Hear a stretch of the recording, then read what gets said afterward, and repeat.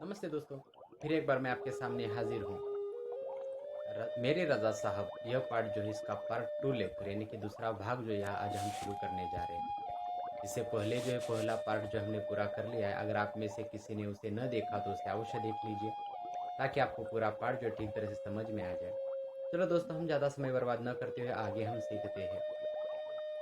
अब जो परिच्छेद जो है पहले हम पढ़ लेते हैं। हर बार जब मैं या रज़ा साहब पेंटिंग पूरी करते तो सबसे पहले एक दूसरे को दिखाते। दोनों एक दूसरे के ईमानदार समालोचक थे। हमने मुंबई, लंदन, पेरिस, न्यूयॉर्क में साथ साथ प्रदर्शनियां की, पर कभी कोई विवाद नहीं हुआ। यह उनके स्नेह व अपनेपन के कारण ही था। दोस्तों, अब यह आप समझ लीजिए कि हर बार यानी कि हर बार दोनों में से कोई भी अपनी पेंटिंग पहले पूरी क्यों न कर ले, लेकिन वह एक दूसरे को पहले दिखाया ही करते थे। यानी कि एक दूसरे को वह अपनी पेंटिंग दिखाया करते थे, चाहे कोई भी हो। रजा साहब पहले पूरी करे तो सुजाता बजाज जी को यानी कि लेखिका को पेंटिंग दिखाते। लेखिका सुजाता बजाज जी जो है अगर यह पेंटिंग पूरी कर ले तो वह रजा साहब को दिखाती थी। इस तरह से जो एक दूसरे को दिखाते, वह दोनों भी एक दूसरे के ईमानदार समालोचक थे। ईमानदार समालोचक मतलब क्या दोस्तों? कि उस पेंटिंग में क्या कमी है, क्या अच्छाई है, कैसी बनी है, यह सब कुछ बताने वाला उसे कहा जाता है समालोचक। समालोचक मतलब उस चीज की अच्छाई बुराई सब कुछ बताने वाला व्यक्ति से समालोचक कहा जाता है। आगे कहा गया है कि हमने मुंबई, लंदन, पेरिस और न्यूयॉर्क में साथ साथ प्रदर्शनियां की।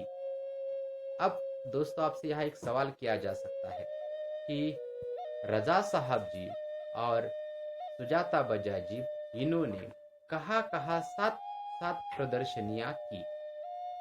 तो इसका जवाब है मुंबई, लंदन, पेरिस और न्यूयॉर्क। ये चार बातें जो दोस्तों अच्छी तरह से याद रखिए। इसके बावजूद भी इनमें कभी भी कोई भी वाद जो है, विवाद जो है, बिल्कुल भी नहीं हुआ। इनमें कभी भी कोई विवाद जो है बिल्कुल भी नहीं हुआ है। अब आपसे एक सवाल किया जा सकता है कि सुजाता बजाज जी और रजा साहब जी इनमें कोई भी विवाद क्यों नहीं हुआ? इसका कारण जो है नीचे दिया गया। स्नेह व अपनेपन के कारण इन दोनों का एक दूसरे के प्रति होने वाला स्नेह, आदर भाव जिसे हम कह सकते हैं, अपनापन, एक दूसरे के प्रति जो अपनापन था, इसके कारण जो है इन दोनों में कभी भी कोई भी विवाद नहीं हुआ। हिंदी, उर्दू तो हमेशा से ही बहुत अच्छी रही है उनकी। अंग्रेजी, फ्रेंच भी वे बहुत अच्छा लिखते थे। कविताओं से बहुत प्यार था उन्हें। शेर, गजल वो पुराने हिंदी फिल्म गाने बड़े प्यार से सुनते थे। एक डायरी रखते थे अपने पास, हर सुंदर चीज को लिख लिया करते उसमें। मेरी बेटी हेलेना बहुत खूबसूरत हिंदी बोलती थी तो उन्हें बहुत गर्व होता था। वे हमेशा उसके साथ शुद्ध हिंदी में ही बातें करते। यानी कि आप यहाँ देख लीजिए, यहाँ आपसे कुछ बातें जो है पूछी जा सकती है कि उनकी कौन कौन सी भाषाएं जो है अच्छी रही है। तो इसमें हमें बताई गई है हिंदी और उर्दू, यह दो भाषाएं जो इनकी अच्छी रही है। लेकिन साथ साथ आगे कहा गया अंग्रेजी, फ्रेंच भी वे बहुत अच्छी लिखते थे। अंग्रेजी और फ्रेंच वो बहुत अच्छी तरह से लिखते थे, ऐसा कहा है। साथ ही साथ आगे कहा गया है कविताओं से बहुत प्यार था उन्हें। आपसे यहाँ एक सवाल किया जा सकता है, रजा साहब जी को किससे अधिक प्यार था? बहुत प्यार था, तो वह था कविताओं से। आगे कहा गया शेर गजल वो पुराने हिंदी फिल्मों के गाने बड़े प्यार से सुनते थे। जो हिंदी शेर है, जो हिंदी पुराने गाने हैं, गजल है, उसे जो बड़े प्यार से सुना करते थे। यानी कि आपसे यह भी एक सवाल किया जा सकता है कि रजा साहब जी क्या बड़े प्यार से सुनते थे? तो याद रखिए, पहला है शेर, दूसरा है गजल, तीसरा है पुराने हिंदी फिल्मी गाने। यानी कि ये तीन बातें जो है अच्छी तरह से याद रखिए। फिर एक बार मैं दोहरा दूं, शेर, गजल व पुराने हिंदी फिल्मी गाने वह बड़े प्यार से सुनते थे, ऐसा यहाँ में बताया है। एक डायरी रखते थे अपने पास, वह अपने पास एक डायरी भी रखते थे। हर सुंदर चीज को लिख लिया करते उसमें। हर एक सुंदर चीज जीवन में जो भी आ जाए वह जो है उसमें वह लिख लेते थे, ऐसा कहा गया। उसे अच्छी तरह से उस डायरी में वो लिख लिया करते थे। मेरी बेटी हेलेना, आपसे सवाल किया जा सकता है, सुजाता बजाज जो इनकी बेटी का नाम क्या था? दोस्तों, उनकी बेटी का नाम था हेलेना, और यह बहुत खूबसूरत हिंदी बोलती थी। उन्हें बहुत गर्व होता था, यानी कि हेलेना जो है सुजाता बजाज जी की बेटी, ये बहुत अच्छी तरह से हिंदी बोलती थी, और इसी कारण जो है रजा साहब जी को हेलेना पर बहुत गर्व होता था, ऐसा कहा गया। आपसे एक सवाल किया जा सकता है, रजा साहब जी जो है इन्हें हेलेना पर गर्व क्यों होता था? क्योंकि वह बहुत खूबसूरत हिंदी बोलती थी, इसलिए। यह भी याद रखिए, वे हमेशा उसके साथ शुद्ध हिंदी में ही बातें करते थे। रजा साहब जी जो है उनके साथ हमेशा हिंदी में ही बातें किया करते थे, ऐसा कहा गया है। आपसे सवाल यह भी किया जा सकता है कि रजा साहब और हेलेना कौन सी भाषा में बातें करते थे? तो इसका सही जवाब है शुद्ध हिंदी में। दोस्तों, सिर्फ हिंदी में नहीं है, शुद्ध हिंदी में ही, यह याद रखिए। आगे देखिए क्या कहा गया। रजा साहब को अच्छा खाने का बहुत शौक था, पर दाल चावल, रोटी, आलू की सब्जी में जैसे उनकी जान अटकी रहती थी। मैं हफ्ते में एक बार भारतीय शाकाहारी खाना बनाकर भेजती थी, उनके लिए, उनके फ्रांसीसी दोस्तों के लिए। अब यहाँ उनके खाने के बारे में हमें जानकारी बताई गई है।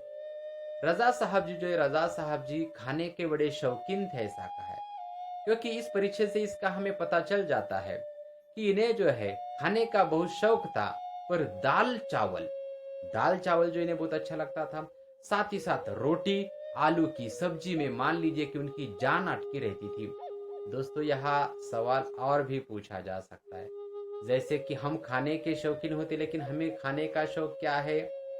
हाँ, आप समझ गए होंगे, हड्डियाँ चबाना बड़ा अच्छा लगता है, लेकिन सबके लिए ऐसा नहीं होता है दोस्तों। यहाँ क्या बताया गया है, रजा साहब जी जो इनकी मैं बात कर रहा हूँ, यहाँ में बताया गया कि इन्हें, इनकी जान किस में अटके रहती थी? दाल चावल, रोटी, आलू की सब्जी, इनमें जो है 4 चीजें हैं दोस्तों, याद रखिए।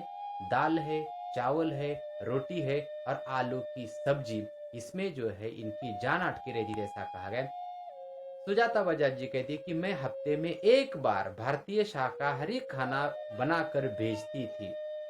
भारतीय शाकाहारी खाना जो है ये बनाकर भेजती थी उनके लिए और उनके फ्रांसीसी दोस्तों के लिए, फ्रांस में रहने वाले उनके दोस्त जो इनके लिए भी ये खाना भेजा करती थी, ऐसा कहा गया है।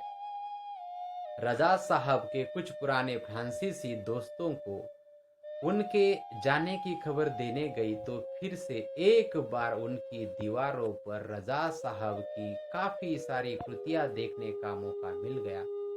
मैं हमेशा कहती, रजा साहब आप मेरे एंजल गार्जियन है, तो मुस्कुरा देते, पर सन 2000 के बाद से कहते, क्यों, अब हमारी भूमिका बदल गई है, तुम मेरी एंजल गार्जियन हो, अब मैं नहीं।